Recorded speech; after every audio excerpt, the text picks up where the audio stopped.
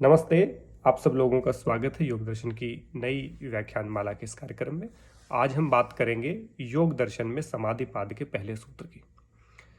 योग दर्शन का जो समाधि पाद है वो सबसे पहले लक्ष्य को डिफाइन करता है कि योग दर्शन का जो सार है उसमें समाधि ही महत्वपूर्ण है, यानी कि समाधि को प्राप्त करना, समाधिस्थ होना महत्वपूर्ण है। इसलिए उसका पहले पाद का नाम समाधि पाद रखा।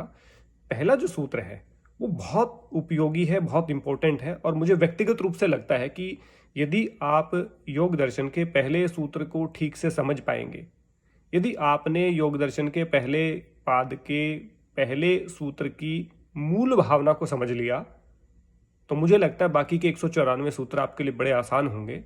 और ये मूल भावना है क्या? ये मूल भावना अनुशासन की है।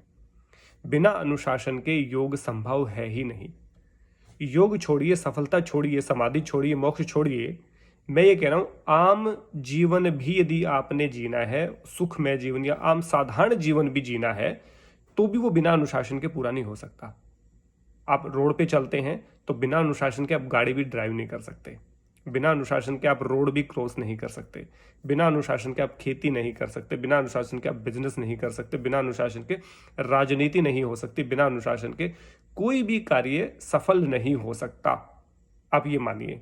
और उस अनुशासन का इतना महत्व है हमारे जीवन में कि हम अनुशासित होकर ही रह सकते हैं। बिजली हमारे सबके घर में है, लेकिन बिजली के से हम बल्ब भी जला सकते हैं और बिजली से हम करंट भी खा सकते हैं। अनुशासित होकर के बिजली का प्रयोग करेंगे तो प्रकाश रहेगा और हम अपनी आवश्यकताएं जो हैं वो पूरी कर पाएंगे।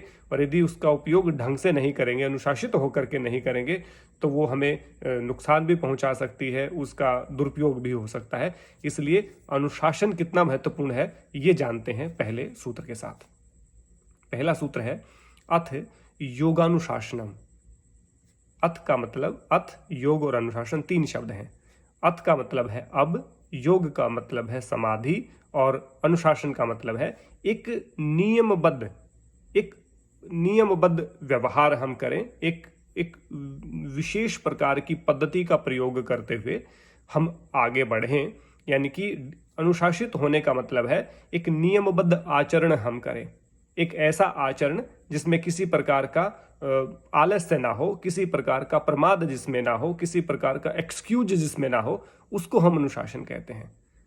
अनुशासन बहुत आसान और सरल शब्द लगता है, लेकिन अनुशासित होना जीवन में महत्वपूर्ण तो बहुत है, लेकिन उसके अनुशासित होना, आलस्य को मात देना, प्रमाद को मात देना बड़ा कठिन कार्य आज के जीवन में लगता है, लेकिन बड़ा आसान है, किया जा सकता है, संभव है, लोगों ने किया है।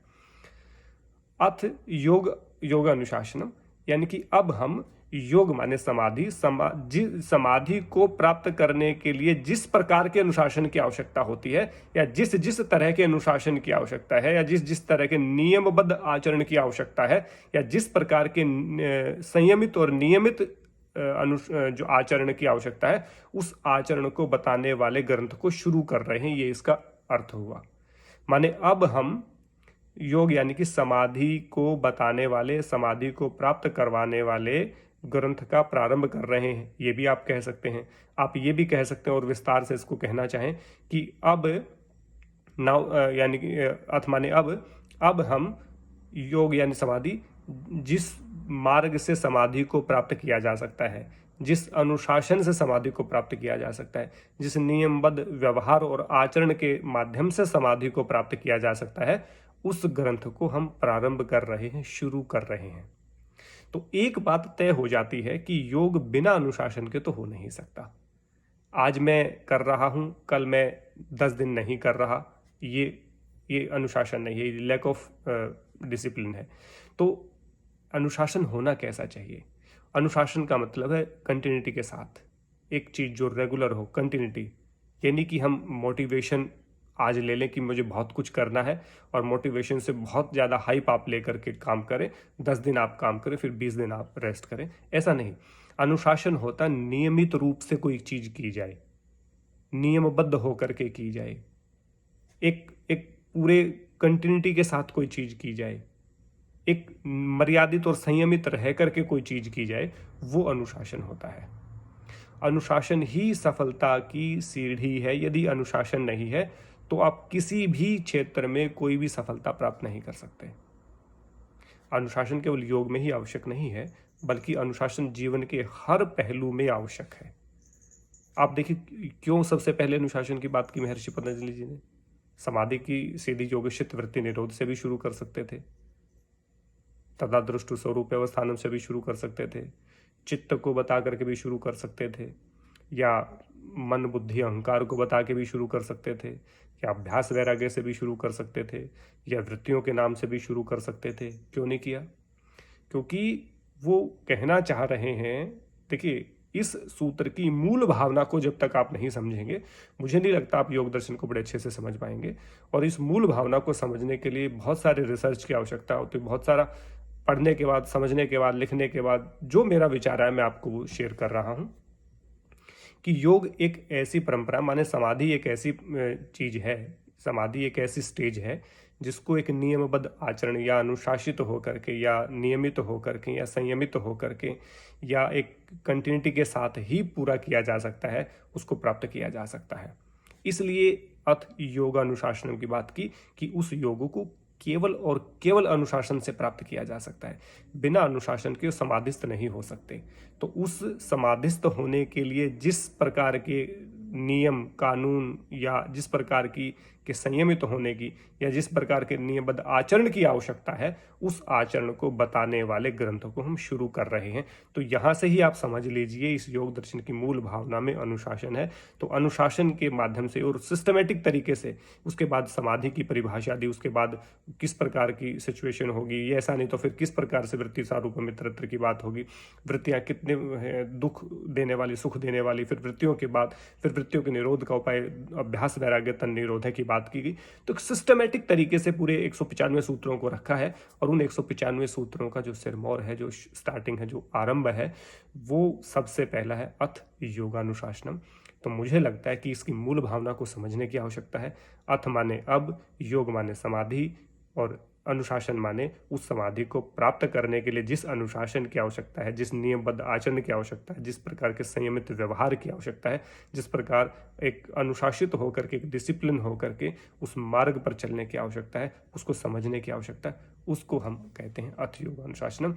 माने अब हम जिस मार्ग से समाधि को प्राप्त किया जा सकता है या जिस अनुशासित मार्ग पर चल करके समाधि को प्राप्त किया जा सकता है, उस ग्रंथ का वर्णन हम कर रहे हैं, उस ग्रंथ को शुरू हम कर रहे हैं। ये योग दर्शन की मूल भावना है। तो यदि योग की फील्ड में आना चाहते हैं, चाहे आप प्रोफेशनली आना चाह रहे हैं या चाहे आप केवल अपने अभ्यास के लिए आना चाहते हैं या किसी भी जीवन के किसी भी फील्ड में आप सफलता प्राप्त करना चाहते हैं, मुझे लगता है कि आपको अनुशासन की आवश्यकता पड़ेगी। बिना अनुशासन के सफलता तो दूर की बात है, आप सामान्य जीवन भी ढंग से नहीं जी पाएंगे। आप कहीं भी देख लीजिए, चाहे रोड पे आप चलिए तो अनुशासन से चलना पड़ेगा, यदि आप पढ़ोगे तो अनुशासन के साथ पढ़ना पड़ेगा, बिजनेस करोगे तो अनुशासन के साथ करना पड़ेगा, कहीं भी आप सफ़र कर रहे हैं, कहीं भी कुछ भी आप कर रहे हैं, उसमें अनुशासन को हटा दीजिए तो सब कुछ अस्त व्यस्त हो जाएगा। और बिना अनुशासन के तो जंगल चलता है, मनुष्य तो अनुशासन के साथ ही चलता है। तो उस अनुशासन को जानिए, पहचानिए किस प्रकार का अनुशासन है और महर्षि पतंजलि किस मूल भावना की बात यहाँ पे कर रहे हैं। तो वो मूल भावना अनुशासन की है। इस पे विचार करिए, बहुत सारा सोचिए, ढेर सारा सोचिए, ढेर सारा पढ़िए, अलग अलग राइटरों को पढ़िए कि उन्होंने किस किस प्रकार की व्याख्या की है और आप उस व्याख्या को किस प्रकार से समझने का प्रयास कर रहे हैं। मुझे आशा है कि आप इस सूत्र के ऊपर चिंतन करेंगे, विचार करेंगे।